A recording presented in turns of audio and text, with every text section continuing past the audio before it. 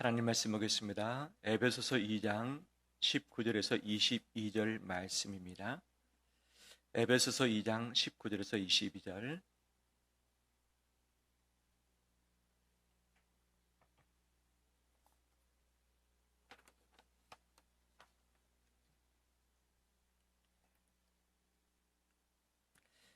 한 절씩 번갈아 가면서 읽겠습니다.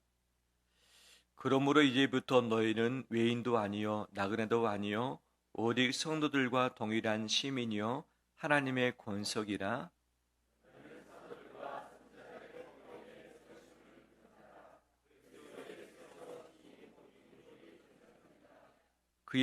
그의 안에서 건물마다 서로 연결하여 주 안에서 성전이 되어가고 너희도 성령 안에서 하나님이 거하실 처소가 되기 위하여 그리스도 예수 안에서 함께 지어져 가느니라. 아멘. 주 안에서 사랑합니다. 오늘 사정상 이 예배당에 오지 못하고 영상을 통해서 동참하는 우리 성도님들을 축복합니다. 또 함께 예배를 참석하지만 이 이후의 시간 함께하지 못하고 또 집에 돌아가신 분도 몇 분 계시는데 그 발걸음도 주의 이름으로 축복합니다. 또 오늘 한 날을 하나님께 드리면서 성도들과 사랑의 교제를 하게 될 터인데 열린 마음으로 참여하는 모든 성도님들, 우리 어린 아이들, 우리 어르신들까지 주의 이름으로 축복합니다. 오늘도 복된 하루 되길 간절히 소망합니다. 우리는 서로 다른 존재입니다. 서로 남자가 있는가 하면 누가 있죠? 여자가 있고, 어르신이 있으면 누가 있습니까? 자녀가 있고, 그 다음에 이 옷을 남색 옷을 입고 있는 분이 있는가 하면 주로 주황색 옷을 입고 있는 분들도 있는 것 아니겠어요? 우리는 학교도 다르고 또 얼굴도 다르고 또 머리의 모양도 다 다릅니다. 이 서로 다르기 때문에 좋은 점도 있지만 다르기 때문에 불편한 점도 참 많이 있는 것이죠. 나는 중국 음식 먹고 싶은데 다른 사람은 한식 먹고 싶다. 그러면 어느 식당으로 가야 되죠? 가족이 함께 또는 친구들과 함께 맛있는 것을 먹는다면 한 곳을 선택해야지 같이 갈 수 있는 것 아니겠어요? 나는 마지막까지 짜장면 먹겠다. 나는 찌개 먹겠다. 이것이 하나 되지 못하면 같은 식당에 가지 못하고 서로 각각 갈 수밖에 없는 것 아니겠어요? 나는 버스 타고 가겠다. 그런데 나는 전철 타고 가겠다. 서로 마음이 하나 되지 못하면 각각 갈 수밖에 없는 것 아니겠어요? 우리는 서로 모든 것이 다릅니다.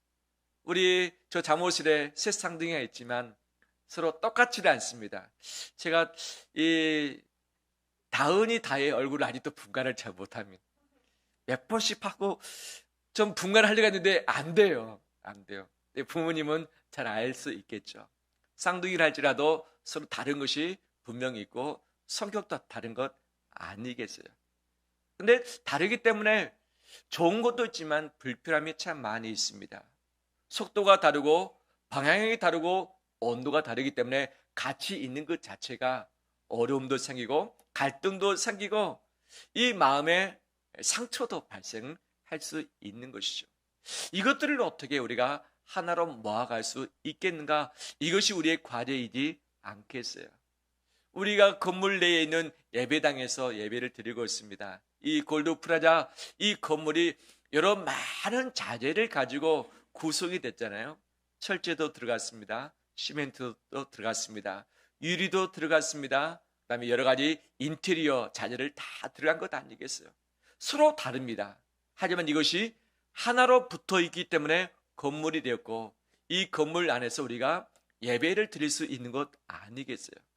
이 다른 자재가 서로 하나 되지 못하고 든든히 서지 못한다면 이곳에 들어와서 생활하다 하거나 예배를 드리는 것은 절대 상상하지 못할 일이죠. 우리가 서로 다르지만 어떻게 하나 될 수 있겠는가? 오늘 그것을 성경 말씀을 통해서 꼭 붙잡아 보길 원합니다. 특히 다른 것이 이 세상에 참 많이 있지만 가장 차이가 많은 다름은 어떤 관계일까? 그것은 하나님과 사람과의 관계일 겁니다. 하나님은 높이 계신 분이고 우리는 이 땅에 있는 존재입니다.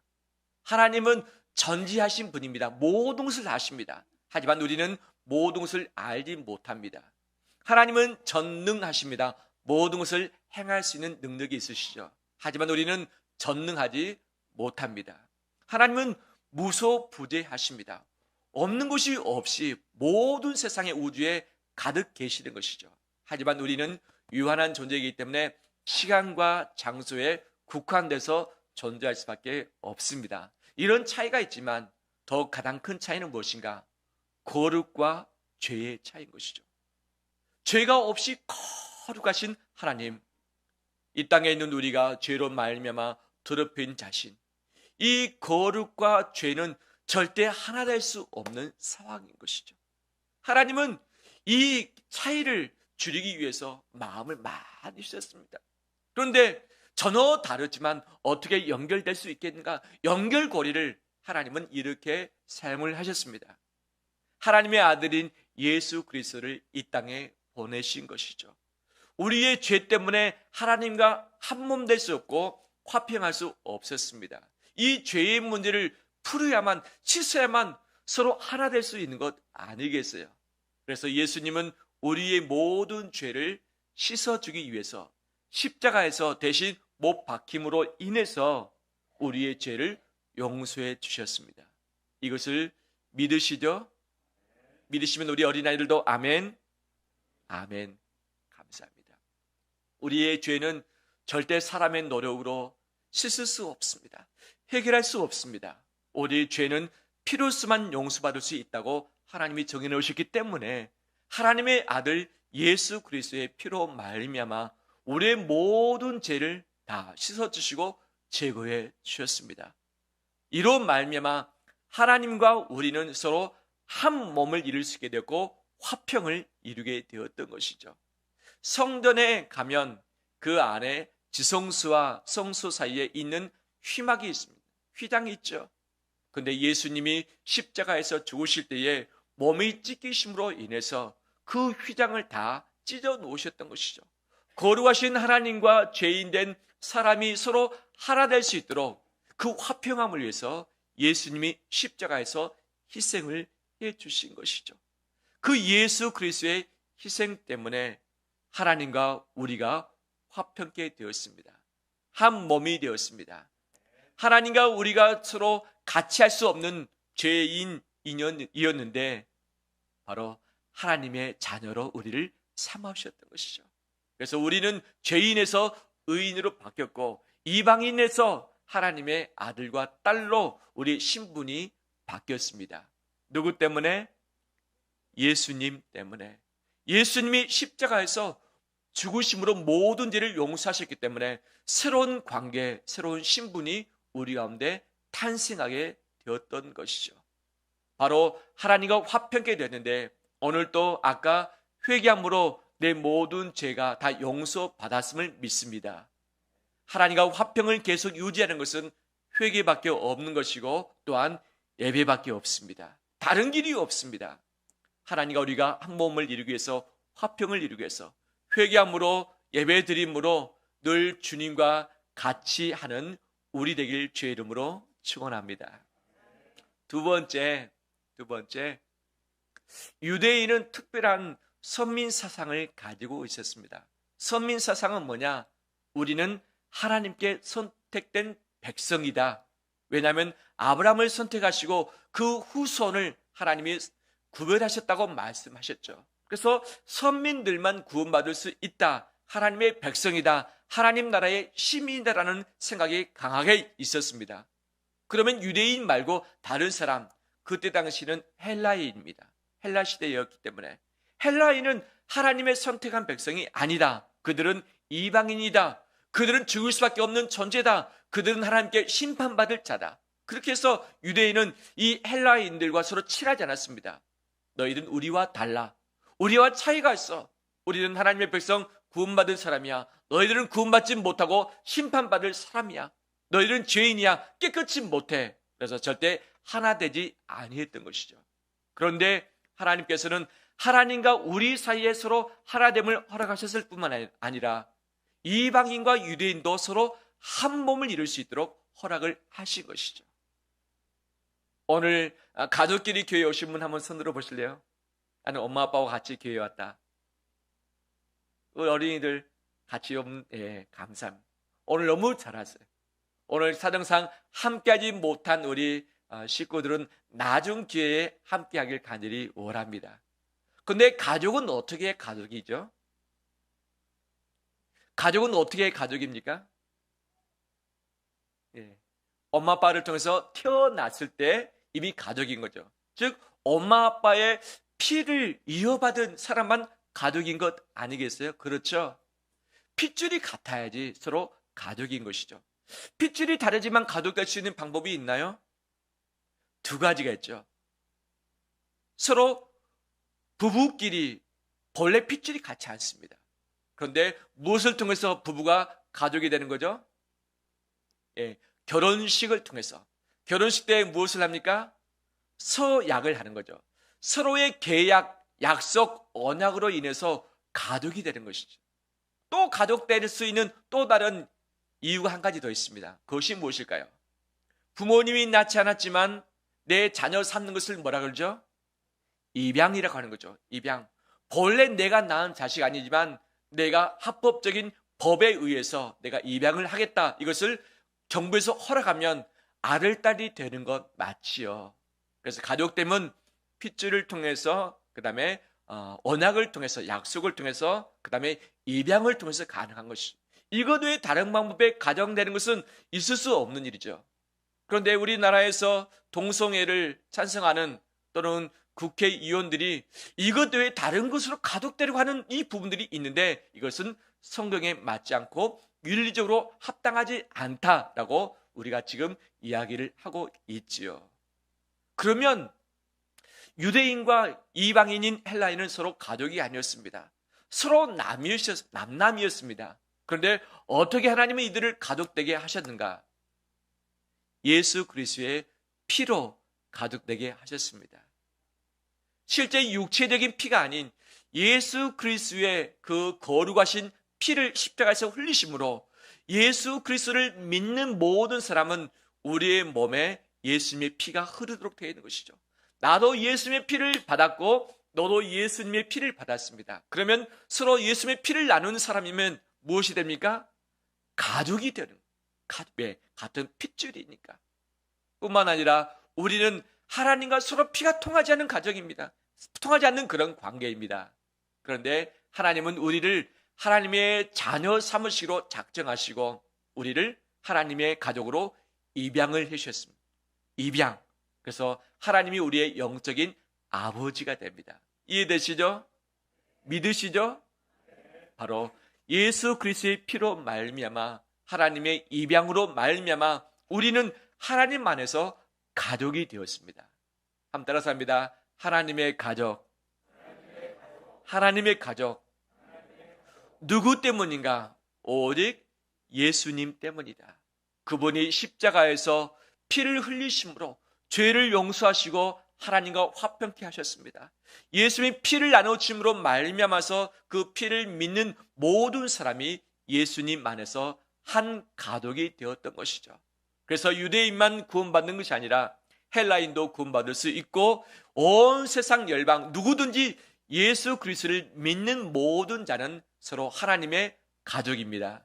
하나님의 자녀입니다. 할렐루야.